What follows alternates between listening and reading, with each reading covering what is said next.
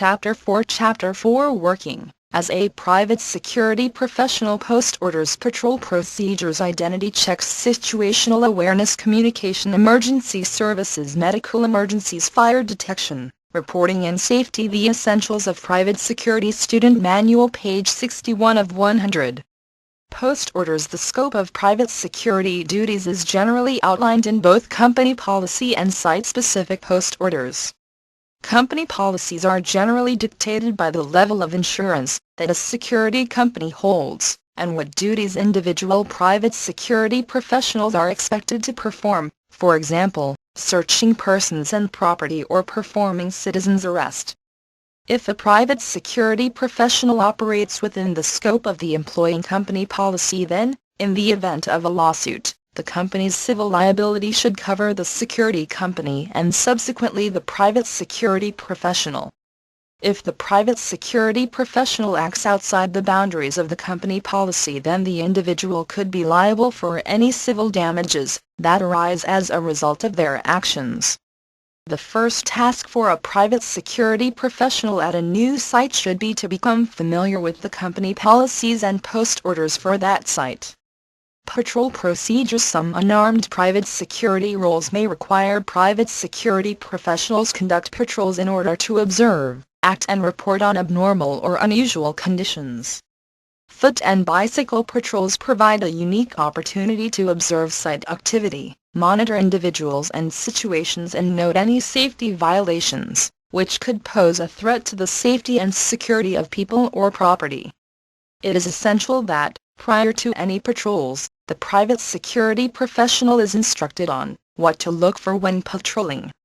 When patrolling outside, the main purpose may be to protect vehicles, monitor persons entering or exiting the grounds, provide surveillance of persons attempting to use unauthorized exits, prevent the carrying of unauthorized property from a facility, and prohibit or discourage unwanted persons from entering a facility or venue. Vehicle patrols allow security professionals to efficiently cover more of the contracted areas rapidly. They do not, however, provide the same opportunity for the essentials of private security. Student manual, page 62 of 100. Personal interaction between security professionals and the community that is available. If the private security professional is required to conduct a vehicular patrol, they should continue to obey all traffic and safety laws. When positioning the patrol vehicle, they should be careful not to block exits of any citizens, as this could be seen as unlawful detention, which could lead to a civil suit against the security professional and their employer or client. Patrol tips. Effective security professionals think about how others would try to gain access to protected locations and property in order to identify weak points that need closer attention during site patrols. A baseline patrol is generally the first patrol a private security professional conducts when they arrive for duty, and should become part of a daily routine. The purpose of the baseline patrol is to become familiar with the area, who is there or not, which lights are on or off, which doors should be open, closed, or locked, which cars are in the parking lot, the condition of vehicles, equipment on site, etc. If the private security professional fails to do a good, extensive baseline patrol, they would have trouble identifying if things have changed during their shift. Other common types of patrol are a fixed patrol, which tends to follow routine, involving checks of the same locations, usually in a set order, and a roving patrol, which varies the patrol times and routes so as to be unpredictable. Roving patrols are generally thought to be a better deterrent. As always, act in accordance with the client or employer's policies and procedures. The essentials of private security. Student manual, page 63 of 100. Today we're going to talk about ID checking in the new wave of counterfeit IDs that are hitting the market that are really making it difficult for people to identify whether or not an ID is valid when presented at the door of an alcohol serving establishment. There are some really basic rules of thumb that you can use to check IDs without knowing all the security features from 50 different states. And we're going to talk about those today, and we're going to get you on your way to being an expert ID checker. There are several types of fake ID you can encounter. One is a borrowed ID, somebody else's valid ID who is 21 or older.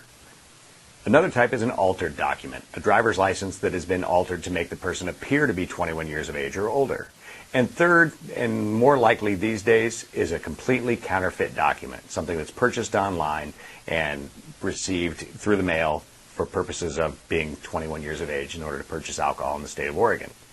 And lastly is a valid document received from the DMV based on someone else's driving record or someone else's file. This used to happen a lot before Oregon went to a central distribution process where all the IDs are produced in a single location. You can go in with your sister's old ID and get yourself an ID that shows that you're 21 years of age. So today we're going to talk about the quick check features on these IDs that will make you a very proficient ID checker. First of all, when you're checking ID, you need to get the ID in your hands. Okay, you don't look at it in someone's wallet. Don't let them flash a billfold at you. Make sure they remove the ID from the wallet so you can get it in your hands. Make sure you observe the ID in proper lighting. We generally say bright enough for you to read a newspaper in. There's some very minor details of these IDs that are going to be lost if you're checking them in a dark doorway. When you get the ID in your hand, always compare the ID to the person who's handing it to you. Make sure the photo matches the person you're looking at. Make sure that the facial structures that are non-alterable, bone structure, eyebrows, ears, are all consistent with the person who's handed you the ID.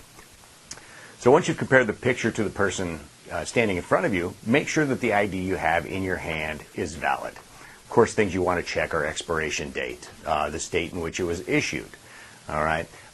If it's an Oregon ID, you're obviously going to be more familiar with Oregon ID than you are out-of-state IDs, but make sure that the ID is not expired. Make sure it's not hole punched. Oregon issues IDs from a central location these days, which means they hole punch the original ID when they issue the temporary, and the ID is then returned to them for backup ID, but it's not a valid ID in and of itself. Get the ID in your hand and get it in a side light. Get some glare off the surface of the ID and make sure it's a nice smooth finish. Check for holograms or OVDs, optically variable devices, which are holograms that change color in different light.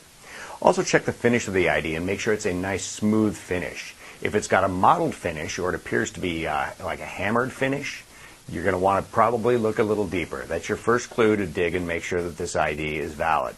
I say bend it like Beckham to a lot of folks, and they say, what the heck is that? Grab the ID and get it in your hands and bend it strongly towards the front, towards the picture of the ID, and see if the finish crinkles or wrinkles. It shouldn't make any noise, and it should remain a nice smooth finish. This ID is fake and has got a wrinkled lamination on it now. All right, they use a heat-treated glue for manufacturing valid IDs that they're not using in the manufacture of counterfeit IDs, and it causes the lamination to become unattached when you bend the ID. The other things to look for are a line of dirt or debris around the outside of the lamination. Again, the weak glue tends to bleed, and it collects dirt from people's wallets and pockets. But if you look around the outside of these IDs, you'll notice that there's pocket lint and dirt around the lamination. So that's another good clue. Okay, you've got two solid clues. It's probably a fake ID at that point in time. So if you see lamination peeling, if you see scratches and cracks in the ID, if you bend it and it breaks, it's probably a cheaper plastic.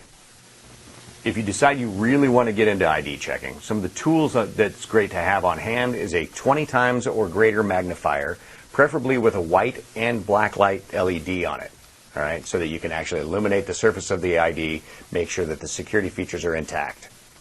Most people check ID in a very rapid fashion. They feel rushed at the door. You've got a line of people waiting to get in your location. Most ID people check IDs for about a second and a half. Grab the ID, look at the person, check the birth date, and hand it back. All right, that's not a really good ID check. With the features found on the new counterfeit IDs, you need to take more time. We'd like you to take 10. Take 10 seconds with each ID. All right, get the ID in your hands. Look at it. Compare the picture to the person standing in front of you. Check for the security features we talked about. Check the finish of the ID. Bend the ID. See if it's got any of the telltale marks of a counterfeit ID. Ask your questions. Is this your ID?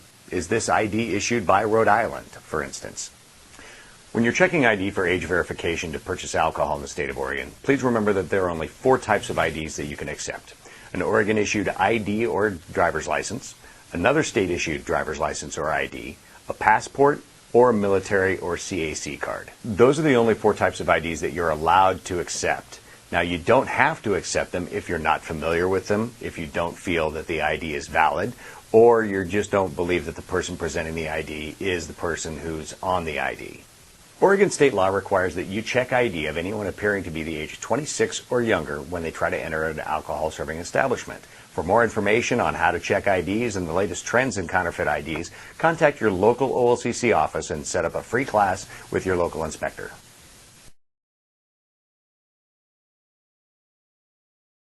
Identity checks. Some employers may require private security professionals to check identities.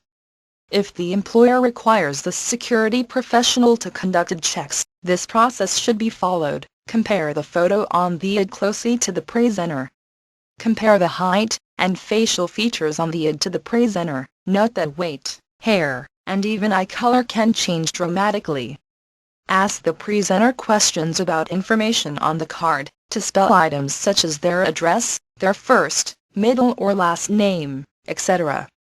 If a private security professional suspects someone of presenting a fake ID, the safest course of action is to return the ID to them and deny access to the venue area. Note that retaining a person's identification may be considered as detention, and the security professional has no authority to detain, other than when making a citizen's arrest. As always, act in accordance with the client or employer's policies and procedures. The local Oregon Liquor Control Commission agent should be consulted prior to taking action. Detecting false IDs. The TLC approach should be used when checking for false and altered ID. Touch the ID to feel for alterations. Feel for bumps, peeling lamination, cracks, slits, cuts, scratches, or uneven corners. Look at the ID. Search for misaligned numbers, letters or photo. Look for darker or lighter print on some numbers or letters, erasures, uneven lamination, excessive glue or fonts in a style and shape typically not used by state DMVs. Check for authenticity. Look for state seals, colored photo backgrounds, official signatures, missing expiration dates and information, which would normally be apparent on an official ID. The Essentials of Private Security Student Manual, page 64 of 100. What I'm going to talk about now builds the foundation for all of the training and information we're going to cover today. This is extremely important. The color code was developed by a gentleman named Jeff Cooper. He's a well-known firearms instructor who is now deceased. So Colonel Cooper said that people have different conditions of awareness. That's what he called the color code. So for instance, condition white is unfortunately how the vast majority of Americans are these days. Condition white means you're walking around, your head is down, you're texting, you have no idea what is going on around you. Maybe you're sitting on a park bench just reading a book in a dangerous city or somewhere you shouldn't be, maybe it's late at night. So unfortunately, because of technology and all that's going on right now, so many people are vulnerable. Remember, criminals look for crimes of opportunity. So if they see somebody texting, walking across the street, they know that they can go up to them because they have no idea what's going on. I'm sure maybe you've been driving in the city and you've seen those people crossing the street and almost run over them because they're texting and their head is down in an iPad, iPod, who knows what's going on. You do not want to be in condition white. What you want to be in is condition yellow. Condition yellow means your head is up and you're simply aware of your surroundings. It's something very simple in my eyes. So when you're walking the street, your head is up, you're looking around you. It's pretty much how people were 10, 15, 20 years ago before we had cell phones and all those technologies. They'd walk down the street, they'd talk with their friends, they'd have conversations, and they knew what was going on around you. So let me tell you a quick story where there's no doubt in my mind that being in condition yellow saved my wife and I from getting robbed and or mugged or even worse. So my wife is a lawyer, and she's actually the only lawyer I've ever met that I actually liked, so I married her. And she went to law school at the University of Baltimore in Baltimore, Maryland. Now, Baltimore, Maryland, if you're not familiar with it, is a dangerous city. It's not the nicest place in the world. It's always one of the top 5 or top 10 murder capitals in the United States. In fact, while my wife was going to law school, on the bridge, which they used to get to law school, somebody was stabbed. So that's Baltimore City for you. It's a dirty, dirty city. Now, the only part of Baltimore, which is actually nice, is the Inner Harbor. It's a teeny little area, but you go 2 blocks outside that, it's dangerous, there are boarded up houses, there are crack dealers on the corner, and it's not some place you want to be walking around, especially at night. Well, one day, my wife gets out of school, and she says, hey, let's go walk to the Inner Harbor to have lunch. So we get out of her law school in Baltimore there, I was waiting for her, and we start walking towards the Inner Harbor. And we're walking towards the Inner Harbor, and all of a sudden I notice there's this guy who's staring me down, giving a ton of eye contact. So immediately I pick up on that, and the guy settles about 2 feet away. So he's sitting a few feet away from me here, and my wife and I are looking that way, and all 3 of us are waiting for the walk signal to get ready to cross the street. So since that guy was giving me so much eye contact, I'm watching in my peripheral vision, paying a lot of attention to him. So when the light turns and we get our walk signal, I purposely take small steps. So I purposely take small little steps like that, and I'm walking, and I notice that this guy is pacing me, walking step for step with me. So what I do is after about 3 steps, I turn, I've got my tactical pen out, and I'm going to talk about the tactical pen in a moment, and I say to him, excuse me, do you know what time it is? And this guy kind of looks at me funny, and I say, excuse me, do you know what time it is? And he looks at his watch and he says 4:30, and we stare at each other probably for a second, but it seemed for an eternity. And then all of a sudden the guy goes like this, and he quickly walks away, and he walks across the street far away very quickly, and I never see him again. So my wife says to me, you know, what just happened? Well, a huge pre-incident indicator from criminals is first eye contact. So the fact that that guy's walking towards us, getting ready to cross the street, and he's giving me a ton of eye contact, normal people don't do that.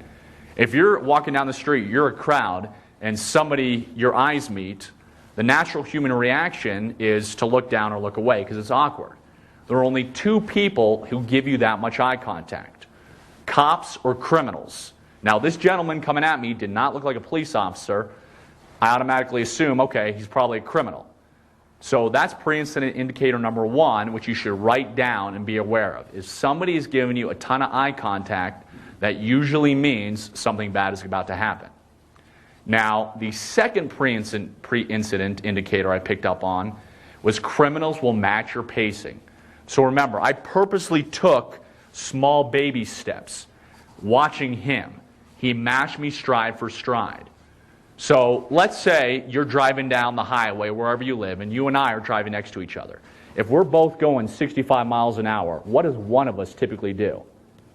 We either speed up or slow down, because normal people don't want to drive on the highway right next to each other, just like normal people, when they're walking down the street, don't want to walk next to each other. If a criminal wants to get you, they're going to start matching your pacing. So if you're walking down the street and somebody happens to be walking stride for stride with you, that isn't normal. That is a huge indicator that something's about to happen. So I had seen the guy giving eye contact. I had seen him matching my pacing. Now, when it comes to getting attacked, you and I know that it is always slower to be on the reactive end. So if that guy drew a gun or something, it's a lot slower for me to react. So I took the offensive action. I turned to him, I drew my tactical pen, and I said to him, excuse me, do you know what time it is? That way I let him know that I was on to him. And then again, I knew I was right, because as soon as we were done, he quickly turned, walked away, and I never saw him again. If I had been in condition white, looking at the ground, texting, not knowing what I was doing, my wife and I, no doubt in my mind, would have been robbed or worse. It doesn't take a genius to realize that what was going on. He had picked us out. Because I was in condition yellow with my head up, I picked up on what that guy was doing. So I recommend that you're always in condition yellow. Now, next on the color code is orange. Orange is simply a heightened alertness state. So when that guy is giving me eye contact, I'm immediately going up to that heightened alertness state. Let's say you're driving home from the grocery store this week, and you think you're being followed. So you go around in a square, go around the block, and that car is still following you, well then you know you're being followed. That means you go immediately into condition orange, that heightened alertness state. Condition red means that the stuff has hit the fan. So let's say I turn to that guy in Baltimore, And all of a sudden, when I ask him what time it is, he tries to pull out a knife or a gun. Well, I'm striking him with my tactical pen. I'm doing whatever I need to survive. So if you're driving home from church this Sunday or driving home from Walmart or wherever, you're sitting at a stoplight and you think somebody's approaching you to ask for a dollar bill, you roll down your window, then all of a sudden that guy pulls out a gun or a knife and you realize you're being carjacked. Well, you're now in condition red. You're doing whatever it takes to survive, to get away. So, real quick tip about carjackings. I teach evasive driving courses. However, the secret, or the dirty little secret is, you don't have to be James Bond. You don't have to take several different evasive driving courses to survive a carjacking. What you need to do is move. Movement saves lives. So if you were ever in the military or law enforcement, you may be familiar with the term get off the X. The X is the danger zone. So right now I'm standing still. If there was someone on the other side of this room that we're filming in, and he were walking at me with a knife, and I just stood right here and didn't move, where I'm standing at right now is the X. So he's walking at me with a knife. If I don't move, he's going to stab me. What I want to do is I want to get off the X, so if he's walking at me, I can quickly jab him, I can draw my gun if I have a gun, I can do what I need to, but I want to get off the X. So if you're sitting in your car coming home from Walmart, and some guy walks up to you, and instead of asking for money, tries to carjack you, if you stay there, that is the X, right where you're at in that car. So what you want to do is go left, right, forward, backwards, it doesn't matter. Movement will save your life. So who cares if you have to drive over a curb? Who cares if you get a flat tire? Don't freeze and panic, just move. Get off that X, wherever you're at. So it doesn't matter if you're in a car or on your foot or at a restaurant or wherever. Remember, the key to increasing your survivability is getting off that X when you're under attack. So the beauty of this whole color code and the beauty of staying in condition yellow is that staying in condition yellow keeps you out of condition red. So I was teaching this course a few months back, and a guy came up to me, and he said to me, I wish I would have known this color code information a few years ago. And he proceeded to tell me that he lived in Maryland. He was at a bar called the Green Turtle. One night he was out with his buddies, he got drunk, and he decided he wanted to leave early. Well, 3 a.m. for him was early. His buddies wanted to stay longer. But he wanted to leave at 3 a.m. So he walks out of this bar drunk in Maryland, and he says he saw an alley, and at the other end of this alley was a cab. So he starts walking down this alley at 3 a.m. drunk. 12 guys jump out, beat the living snot out of him, and he just says he doesn't know how he did it, but somehow he managed to get to that cab, which took him to the hospital. He has scars all over his face to this day. He has fake teeth because the guys kicked in his teeth, and he's lucky to be alive. Now, he said what happened is he later found out is that it was a gang initiation, and they were sitting there waiting in the alley for somebody to come down, and they were going to jump him. Now, had this guy been in condition yellow, obviously he would not have walked out of a bar drunk at 3 a.m. and walked down a dark alley. So if you're walking around your neighborhood or a city, and you see some sketchy characters at the end of an alley, and you need to get through that alley to get to your destination, excuse me, obviously don't go there. Go through a different alley or take a longer way. So being in condition yellow, you're able to spot potential dangers. That way you stayed out of a dangerous situation. They may put you in condition red. I do a lot of training with college women. I have a lot of actually executives send me their daughters to train. And the reason is because we know kids in general, but if you go to a college campus, all the people, not just the women, they're all sitting there texting. So if let's say I was a rapist and I was going to a college campus looking for a victim, I know that probably 99 out of 100 women are going to be texting, are going to have their earbuds in, are going to be having no idea what is going on around them. So if your daughter is the one person who has their head up, who doesn't have their head buried in their iPhone or iPad or whatever the newest gadget is, well, obviously, if I'm a rapist going to a college campus and I see your daughter with her head up, I'm going to think, you know what? I'm not going after that person. I'm going after the 99 other ladies who have no idea what's going on. So remember, a lot of crime is crimes of opportunity. A criminal just maybe go looking for a girl. So again, if your daughter is the one paying attention, he's going to go for everybody else. So the good thing and the bad thing about today is by being in condition yellow, we make ourselves a lot less likely to be victims because everybody else is in condition white, have no idea what's going on. So when I do this training live and in person, we do some of this where we go throughout, maybe we're in a hotel, and we look at people, and after they've had this training, they realize how many people make easy victims because they're not paying attention to their surroundings whatsoever. So one last thing about being in condition yellow. If you're coming out of a parking lot, we know that criminals love to target women in parking lots, is don't come out with your hands piled high and bags covered your face. What I always like to do is I always carry the bags in my left hand and leave my gun hand free. That way if something happens, I can draw my gun, I can draw my tactical pen. Maybe you don't have either of those, at least you have a fist to fight them off. So criminals don't want people who fight back. They want easy victims. So if you fight back, if you scream, if you cause a lot of problems, then they're going to say, you know what, I'm going to somebody else because they're a lot more easier victims. So please remember this color code and this situational information. Please be in condition yellow. It is so, so important. One last story about how the situational awareness could have saved someone's life or kept them from getting beat up or robbed. So a gentleman in San Diego took this training a few weeks ago, and he sent me a nice long note.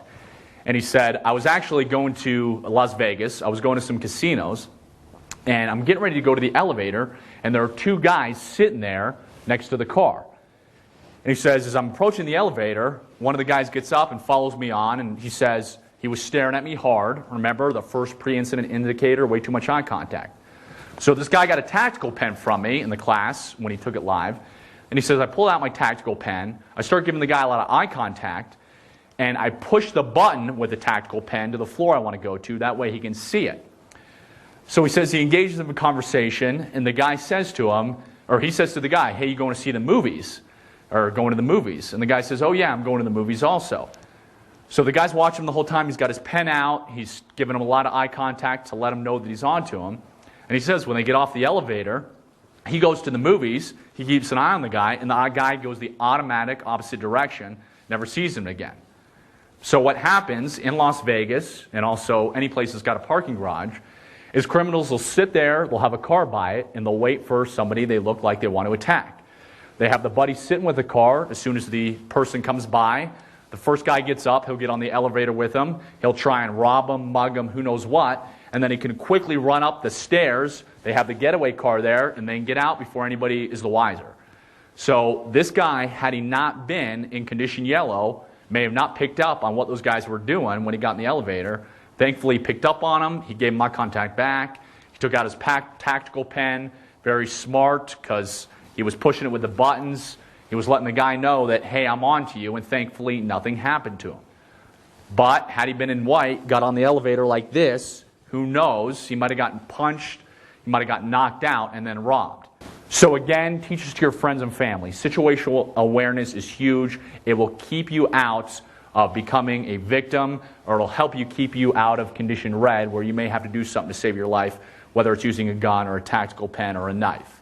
So remember this color code. Remember to please remain in condition yellow. Situational awareness is important, not just for personal security but as a fundamental building block in collective security. It is important to note that situational awareness, being aware of one's surroundings, and identifying potential threats and dangerous situations, is more of a mindset than a hard skill. Situational awareness is something that can be practiced not only by highly trained government agents or specialized corporate security teams, but by anyone with the will and the discipline to do so. Situational awareness is not only important for recognizing threats, but also serves to identify criminal behavior and other dangerous situations. The primary element in establishing this mindset is first, to recognize that potential threats exist. Ignorance or denial of a threat makes a person's chances of quickly recognizing an emerging threat and avoiding it highly unlikely. Another important element for a security professional to learn is to trust their intuition or gut. More times than not, a person's subconscious sixth sense can notice subtle signs of danger in ways that the conscious mind has difficulty quantifying or articulating. Private security professionals, who work in a highly active or fast-paced environment, need to be careful not to become complacent. When activities occur on a regular basis, it is easy to accept the fast pace as normal or routine and ignore the environment. It may also cause security professionals to focus on one issue at a time, forgetting the need to constantly be aware of their surroundings. One of the biggest challenges security professionals deal with is remaining alert while fighting boredom. If the security professional does not maintain the appropriate level of situational awareness, they put themselves and others at risk. When a security professional is dealing with a stressful situation, they will generally default to gross motor skills, such as flight or fight. During this time, cognitive abilities can be reduced in excess of 50%, resulting in fairly easy actions suddenly becoming very difficult. This may be amplified if the security professional is performing a task they have limited experience in, i.e. making a citizen's arrest.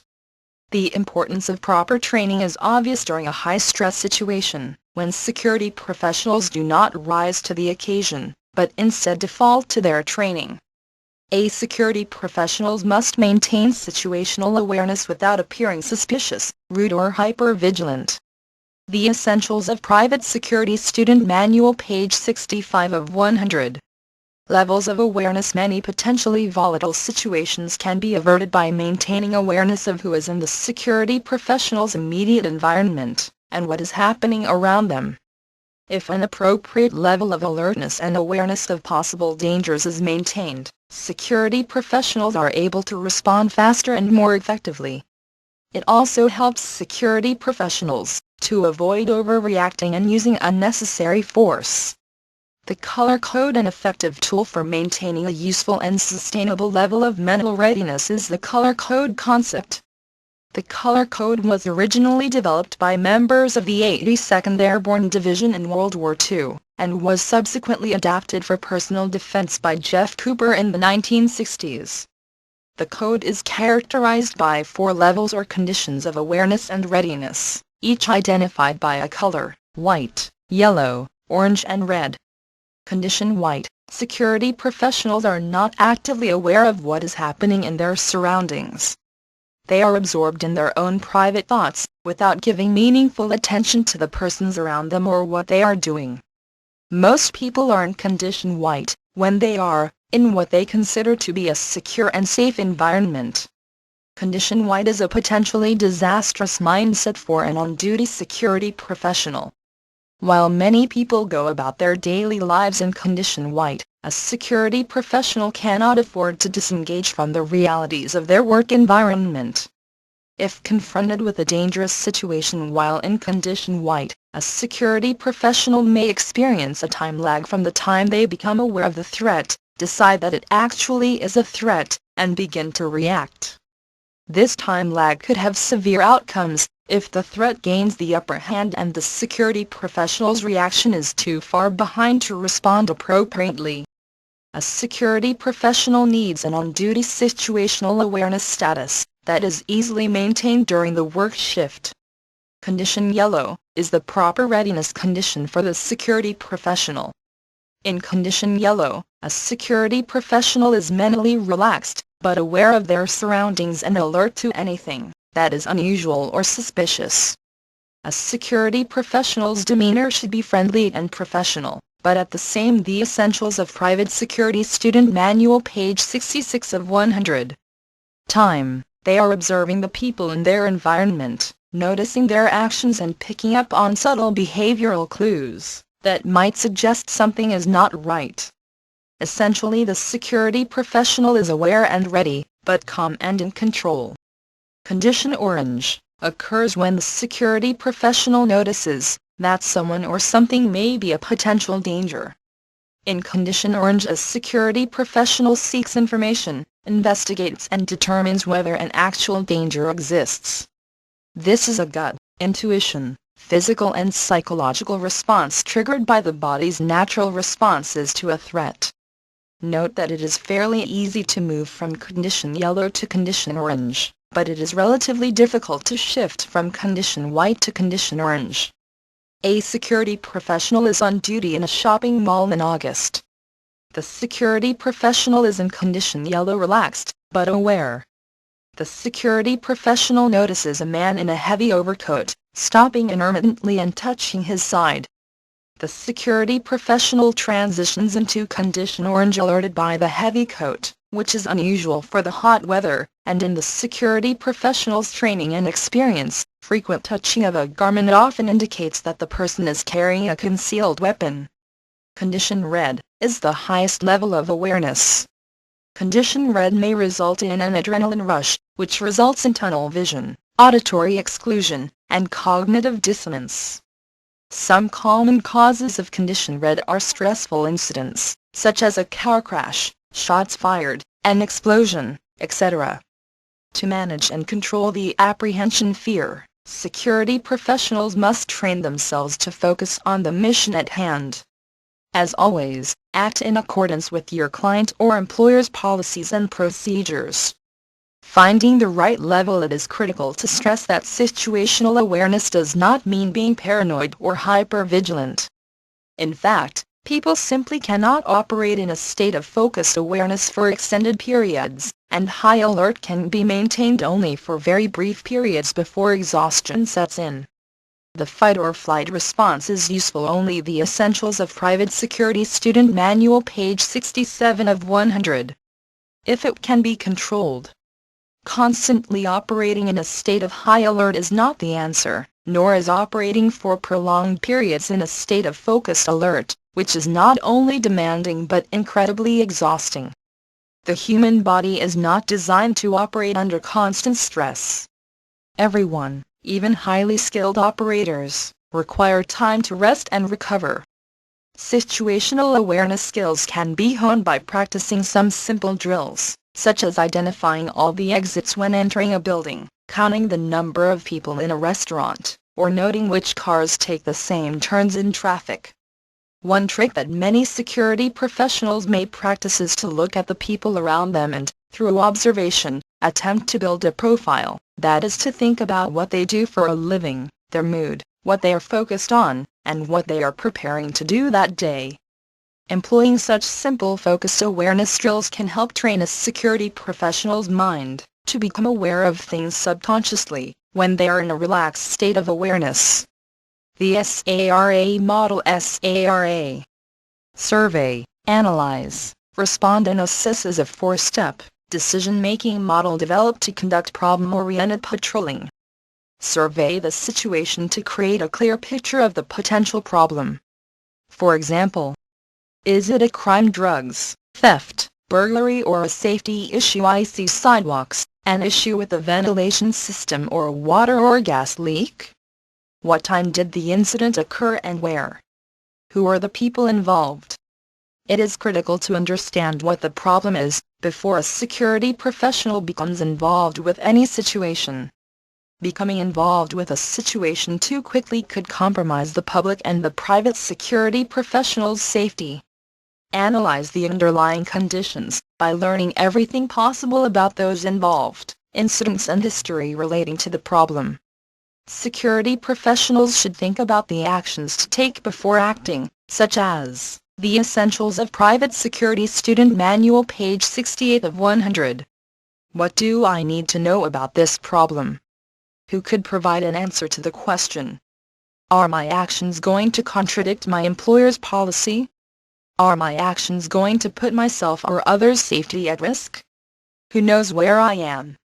How long will it take for help to arrive? Respond based on analysis of the problem. A response may be to call for assistance, retreat, or interject. Assess to measure the impact of the response to the problem.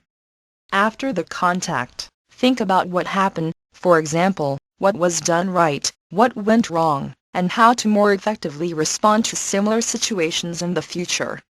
As always, act in accordance with the client or employer's policies and procedures. Communications security professionals must develop both excellent verbal and written communication skills. Security professionals are often called upon to communicate with the public and emergency services in a variety of situations. Security professionals should be able to modify their communication style to communicate with the person they are interacting with. One way to ensure effective communication is the LEAPS concept for effective listening. Listen to what the person is saying both verbally and non-verbally. If the speaker is saying they are fine, but are doing so, though clenched teeth and fists, it may be a good indicator that they are not, in fact, fine. Empathize if the speaker thinks that the security professional doesn't care about what they are saying. They could easily escalate to violence, therefore it is important to project interest in the speaker. The Essentials of Private Security Student Manual, page 69 of 100. Ask questions. Asking questions verifies to the speaker that they have effectively communicated what they were trying to say to the security professional. Paraphrase. To ensure that both parties understand what was communicated, it is helpful to repeat the essence of the communication back to the speaker. At this point both parties are clear the message has been conveyed. Summarize. To conclude the contact, the security professional should summarize the issue and the resolution back to the speaker. Principles of diffusing hostility. The following are a few basic principles that can be used to diffuse angry situations, prevent escalation and turn destructive situations around. When diffusing emotional, difficult or hostile situations, a security professional should maintain a positive and consistent demeanor, exhibit an open, relaxed posture, model the desired behavior, a calm exterior, normal voice, and refrain from physical contact with the person. Allow the person to vent. Expect and deflect verbal abuse. Focus on their behaviors, not their attitude. An angry person may simply need to have the issue and their feelings addressed in order to start interacting constructively. The angrier the person, the more important it is to first acknowledge their anger through the use of empathy statements and listening responses, before moving on to the issue. If the person is repeating the same thing over and over, this is a good indicator that they do not feel that what they are trying to communicate is effectively being received. A safe distance should be maintained when listening to an angry person. Try to develop a rapport with the person. This can be done by praising and reinforcing positive behavior. When doing this, it is important to ensure that the security professional does not come across as condescending. Avoid using words like no, don't, can't, shouldn't or won't. Words like these appear to eliminate options and could escalate the issue. The Essentials of Private Security Student Manual, page 70 of 100. Security professionals should attempt to create options, not eliminate them. Empathize with the person. Clarify the security professional's role in the process and demonstrate concern for them. Angry and frustrated people usually indicate their mood prior to beginning a hostile attack. If the person is looking irate, a security professional should speak first using an empathetic comment such as, "Hi, is there a problem?" or "Can I help you?" Something as simple as that can make a huge difference in setting a respectful tone for the interaction. Use persuasion. If the individual is motivated to act for their personal benefit, they will most likely respond much quicker than acting for the private security professional's benefit. Explain why. If the individual knows why the private security professional wants them to do something, they can make a decision based on their logic. By treating the individual as an adult, displaying respect and by giving explanations, their participation can be gained. Give encouragement. If possible, the individual should be asked before ordered to do something. Some people need encouragement to take an action before they will do so willingly. Ask questions. The security professional should ask clarifying questions about how they can help. Self-control is critical for security professionals. The following actions tend to escalate situations and should be avoided: inappropriate facial expressions, aggressive posturing, offensive physical contact, over-reacting, sarcasm, profanity, apathy, degrading comments, unenforceable threats, and entering into an ego contest. When dealing with a person who is attempting to provoke a confrontation, security professionals should make a conscious attempt to slow down their responses. Rather than replying immediately, a security professional should first think of the best way to reduce the conflict in the situation. The Essentials of Private Security Student Manual, page 71 of 100. Special attention should be paid to the speed and volume of speech. When people become excited, they tend to speak quickly and loudly, and that causes others to escalate. As conversation increases in speed, there is less time for thought and a greater chance that destructive comments will be made. Security professionals should take a deep breath and think before responding. Emergency services. What is an emergency? An emergency is a situation that poses an immediate risk to health, life, property, or environment. An example is a crime that is in progress, or any circumstance that would lead to death or serious physical injury. In case of emergency, a security professional should call 9-1-1. What is a non-emergency? A non-emergency is a situation that poses no immediate risk to health, life, property, or environment. Non-emergency situations still require assistance from emergency services. An example is a noise complaint or calling to file a report for missing property. For non-emergencies, the security professional should call the non-emergency line of their local police department or sheriff's office. Security professionals should be aware of the non-emergency contact numbers and have them listed in a notebook or programmed into their phone. What will 9-1-1 ask during an emergency? When calling 9-1-1, security professionals must remember the call is being recorded and could potentially be reviewed in court. Security professionals should communicate clearly, using plain language. Avoid using jargon, slang terms, or big words. Recognize that dispatchers may also be fielding other calls regarding the same situation. To assist the dispatcher with correct information, security professionals should try to have all the facts recorded in a notebook. Typical information that police dispatch needs is as follows: type of emergency, fire, police or medical, location of the emergency, address, intersection or general directions. The Essentials of Private Security Student Manual, page 72 of 100. The security professional's name and contact information. If weapons or violence was involved, any injuries to the security professional or others at the location, physical descriptions of the people involved, including descriptions of the suspects, any injured persons, and the security professional's description, especially if they are on a plainclothes assignment. A fleeing person's location or direction of travel, and how many people were involved. Answering dispatches questions succinctly and accurately ensures the correct assistance is dispatched in a timely manner.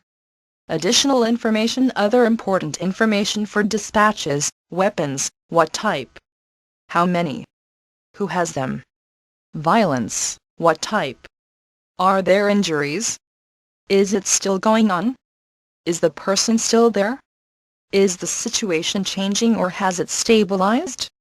Alcohol, drugs, what type? Are they hazardous?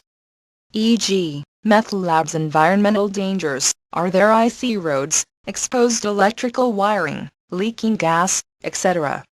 What is the hazardous material safe route? What type of chemicals? Are there hazardous decals on the containers? Which way is the wind blowing? Is there a road to the scene that is not affected? Wires down. Where are they? Are they in contact with a vehicle, person, or building? Is there a road to the scene that is not affected? Has a crime been committed, burglary, theft, robbery, etc.? Why stay on the line? Dispatch may need the security professional to stay on the phone in order to provide additional information to emergency responders. Security professionals should not hang up until instructed to do so. If the security professional is unsure whether it is appropriate to hang up, they should ask for clarification from the dispatcher. The Essentials of Private Security Student Manual, page 73 of 100.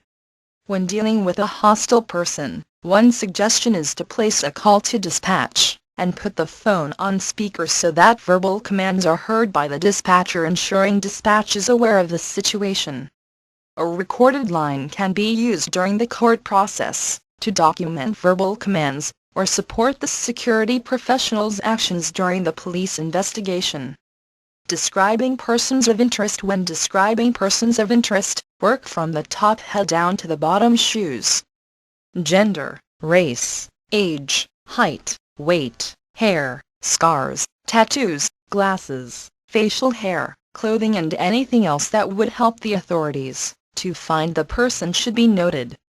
If it was not possible to note these elements, attention should be paid to the things the person cannot change. For example, a person can put on or remove hats, glasses, coats, but seldom has time to change their shoes. Another good technique is to make a mental note of where the top of the person's head is, as it passes a fixed object like a door frame. This can give an accurate height estimate.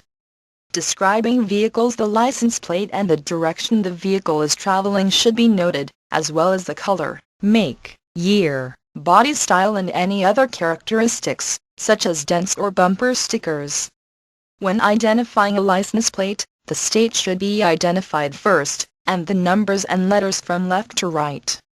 Symbol is a useful acronym to use when identifying vehicles: color, year, make, model, body, anything else. Primer. Damaged license plates. State the essentials of Private Security Student Manual, page 74 of 100. When to call the area non-emergency number. To ensure that calls to non-emergency numbers are placed correctly, it is important to have the correct non-emergency phone numbers listed in the security professional's notebook or programmed into their cell phone. Note that non-emergency numbers are different depending on the location. Using the non-emergency number keeps 9-1-1 available for true emergencies. If a security professional contacts 9-1-1 for a non-emergent issue, they will be required to hang up and call the non-emergency. Some examples of when to call the non-emergency dispatch line are: a car was broken into while no one was around. The burglar is long gone and all personnel are safe. To add additional information to a previously reported incident, or the property the security professional is patrolling was vandalized. The non-emergency dispatch line can also be called to report suspicious activity in a neighborhood. Examples of suspicious activity may include a person walking down a street looking in every car window, or a group of people in the street who are behaving suspiciously. Although no obvious crimes are being committed, and no one appears to be in danger, a police presence would be appreciated. When not to call either number, consider not calling either 9-1-1 or the non-emergency number when searching for information about a business or service, road conditions, or to report a power outage or a problem animal, which is not an immediate danger. For complaints or questions regarding a service provided by the city, the local city and county information line should be called and the number of the responsible bureau requested. As always, the site-specific rules for the security professional's position and area should be followed. The Essentials of Private Security Student Manual, page 75 of 100.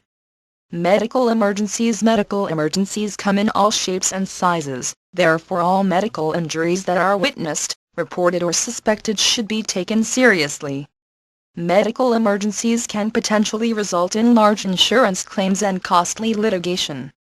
There are two rules, which private security professionals should keep in mind when handling medical emergencies: always ensure the proper personnel have been notified, and always ensure an accurate and detailed report is written.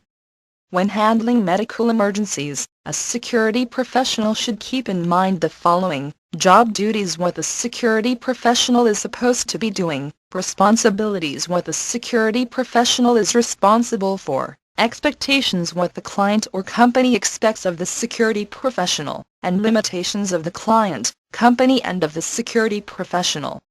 The aid rendered is within the scope of the security professional's training.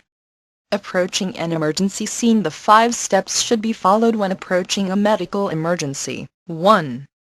Call 9-1-1. 2. Ensure the scene is safe. 3. Render medical assistance if appropriate. 4. Secure the area scene, but only after immediate needs have been met. And 5. Gather critical information when the situation is stabilized if appropriate. As always, act in accordance with the client or employer's policies and procedures. The Essentials of Private Security Student Manual, page 76 of 100. Gathering critical medical information during a medical situation. As long as there is no immediate life-threatening situation, the security professionals should attempt to note the following information: full name first, middle, last, contact person witness, home phone numbers, work phone numbers including extensions, address both physical and mailing if appropriate, brief medical history if appropriate, and date and time of incident. In a crisis medical situation in which there is no one else specifically designated to deal with these kinds of things, private security professionals should remember the following. 1. When in uniform, private security professionals are looked to for leadership, guidance, direction and response. And 2.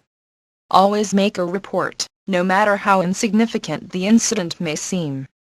The Good Samaritan Act. A Good Samaritan is a person who voluntarily renders emergency care or first aid at the scene of an accident or medical emergency.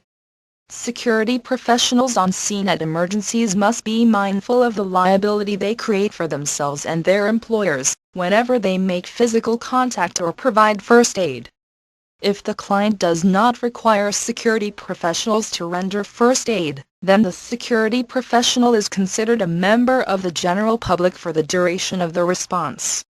If a security professional chooses to respond and provide first aid, they must ensure they are operating within the scope of their training. Note: when providing emergency care, security professionals should attempt to gain consent prior to making physical contact. A security professional could be the Essentials of Private Security Student Manual, page 77 of 100. Charged with harassment, ORS 166.065, if unwelcome or unwanted physical contact is made with others. Additionally, assault, ORS 163.160, may be charged when unwanted or unwelcome physical contact results in physical injury. A security professional's primary role is to protect people and property. That said, the security professional's life must come first. If an emergency situation arises, the role of the security professional is to observe, report and coordinate assistance supplied by emergency service personnel. Liability for emergency medical assistance. Oregon's law relating to the liability associated with emergency medical assistance can be found in ORS 30.800. ORS 30.800, Liability for Emergency Medical Assistance 1, as used in this section, and ORS 30.805. Emergency medical assistance means a medical or dental care not provided in a place where emergency medical or dental care is regularly available, including but not limited to a hospital, industrial first aid station, or a physician's or dentist's office.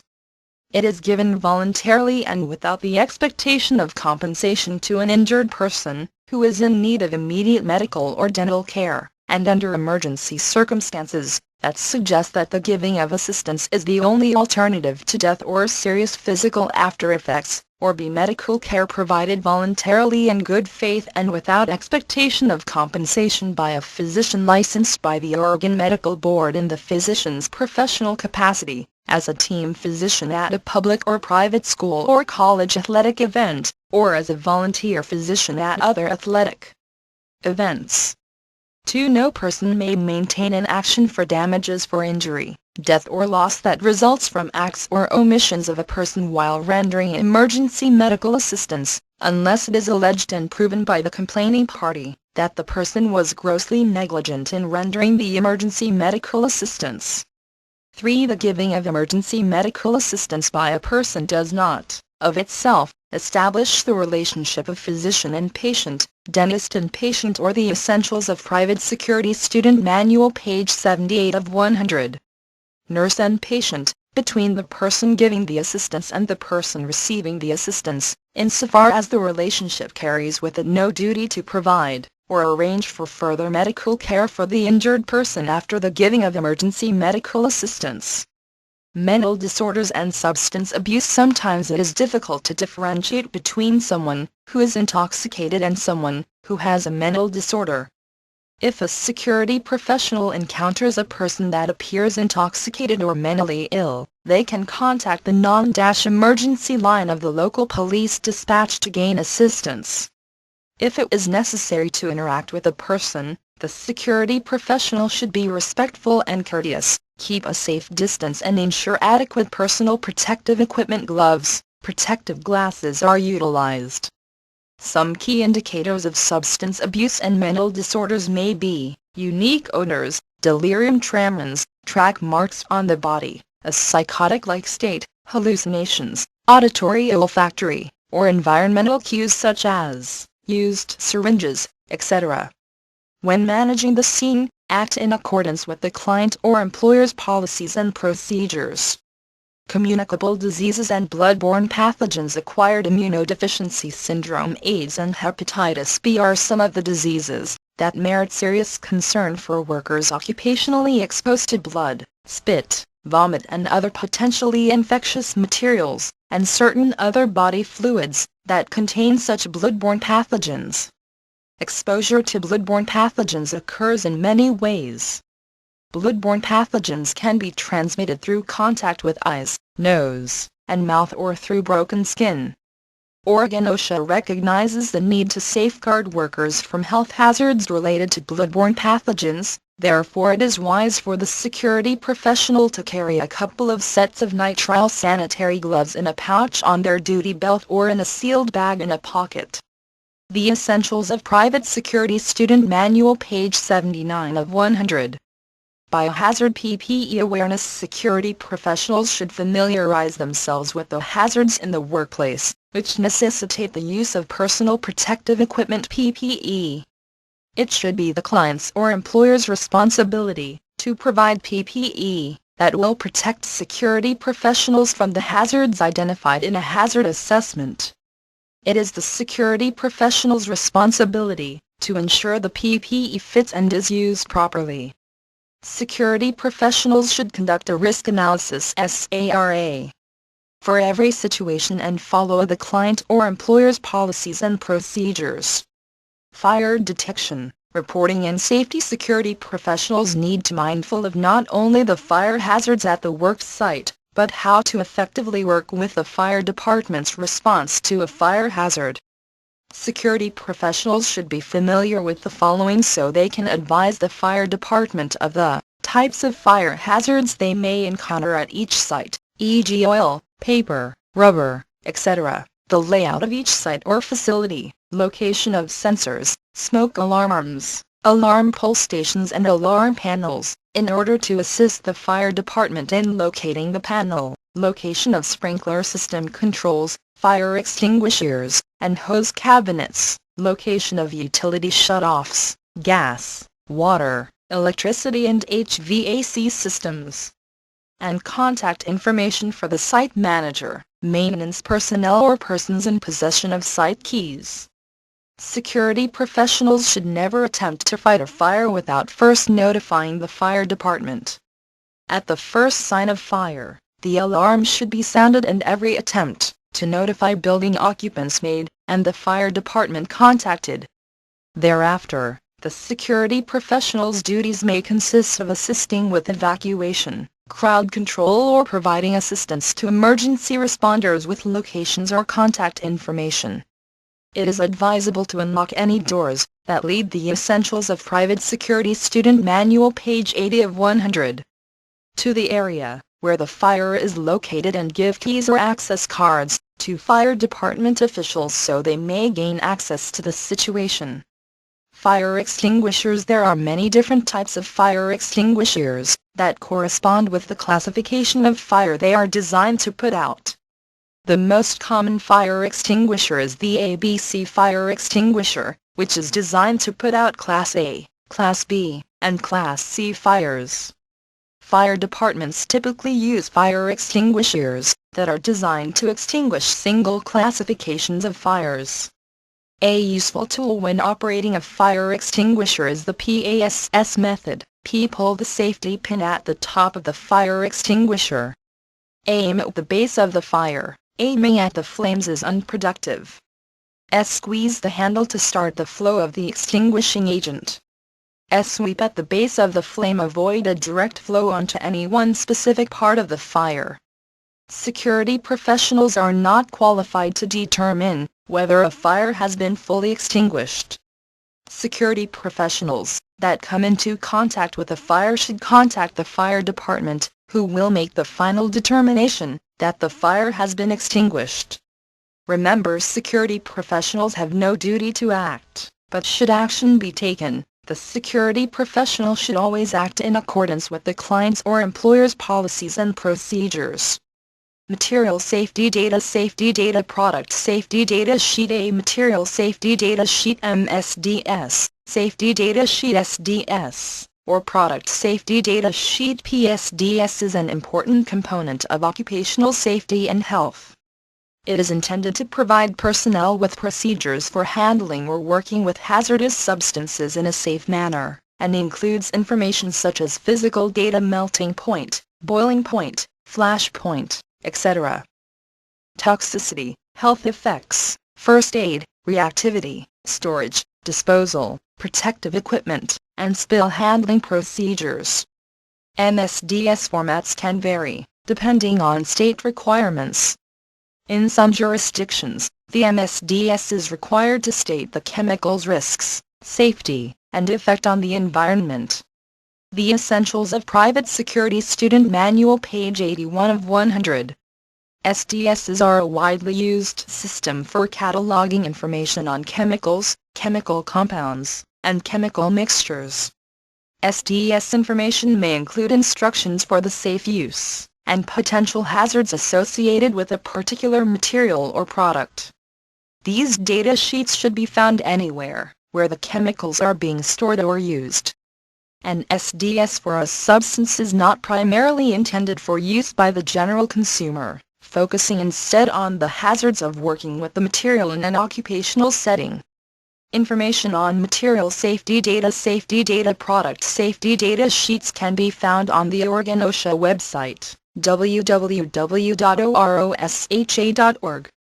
Scene management. When notified of an incident, a private security professional should not rush into the scene, as this may limit the ability to take in potentially important clues with regards to scene safety, contributing factors to the problem, etc. The private security professional will also be in a more effective frame of mind when maintaining a controlled approach, which ultimately benefits those involved. Those affected and bystanders may be in a panicked state. Taking the time to arrive in a controlled manner, and stop, look, and listen, may ease some of the tension in the situation. In fact, a slow approach by a uniformed security professional encourages those involved in a crowd incident to start dispersing. Security professionals have the opportunity to be the vital link in corresponding with law enforcement. Security professionals should always try to be objective when relaying incidents to emergency services. Note that once emergency services are on site, they are automatically in charge. Security professionals need to be cooperative and compliant with directives given to them by emergency services personnel. Note, refusing to assist a peace officer is a Class B violation. ORS 162.245 Security professionals should try to protect critical pieces of evidence so they are not disturbed before the police arrive. Missing or damaged evidence can affect the outcome of a court case. The security professional must be vigilant and document any incidents or attempts to interfere with evidence at the scene. The Essentials of Private Security Student Manual, page 82 of 100. Handling witnesses. Security professionals must remember they do not have the legal authority to force a witness to remain at the scene. If a witness decides they want to leave the scene, then the security professional must do their best to get the witness's contact info, and strongly urge them to contact the non-emergency line of the local police department to make a statement, or give supplemental information should there be a subsequent investigation. Perimeters. When establishing a perimeter, it is better to have it initially too big than too small. A good rule of thumb is to double the distance of what the security professional thinks the perimeter should be. Left uncontrolled, spectators could wander through the scene of the incident and interfere with evidence, disrupt personnel or even injure themselves, requiring medical attention from responders, who should be focused on the original emergency. People can become highly emotional at an emergency scene, and friends or relatives of a victim can be especially difficult to deal with. These individuals can also provide useful information. Treat them with sensitivity and understanding, and try to organize a responsible person to stay with them until a family member or authorities arrive on scene. As always, act in accordance with the client or employer's policies and procedures. The Essentials of Private Security Student Manual, page 83 of 100. Chapter 4, Review 1. What are the 5 skills for effective communication? 2. What are the basic principles to employ when diffusing hostility? 3. During a medical emergency, what information should be gathered? 4. What are the 4 steps of the SARA model? 5. What is the non-emergency number in the area you will be working? 6. What are some of the questions that 9-1-1 will ask? 7. When presented with a suspected FAKID, what questions should be asked? The Essentials of Private Security Student Manual, page 84 of 100.